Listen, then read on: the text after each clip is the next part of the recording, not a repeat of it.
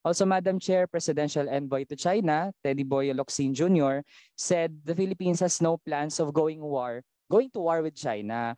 Pero bakit po natin hinahayaan yung US na para ba ang footing na ay magkaroon na ng digmaan sa West Philippine Sea? Hindi po ba yun na dangerous para sa atin tsaka sa lahat ng mga kababayan natin? Hindi po ganun ang aking pananaw. Sino ba ho nagwa-water cannon? US ba po o China?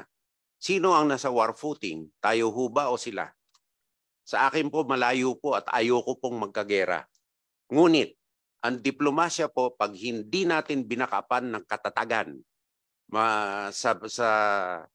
sa paraan ng pagkakaroon ng matibay na kapabilidad na tayuan ng iyong sarili, baliwala ho ang democracy, lalo na sa determinadong malaking bansa na may hangarin na kupkupin ang buong South China Sea.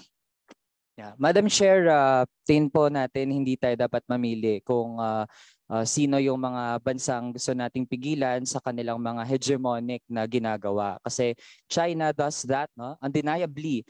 Pero decades na rin na ginagawa din yan ng United States sa iba't ibang regions na ating planeta.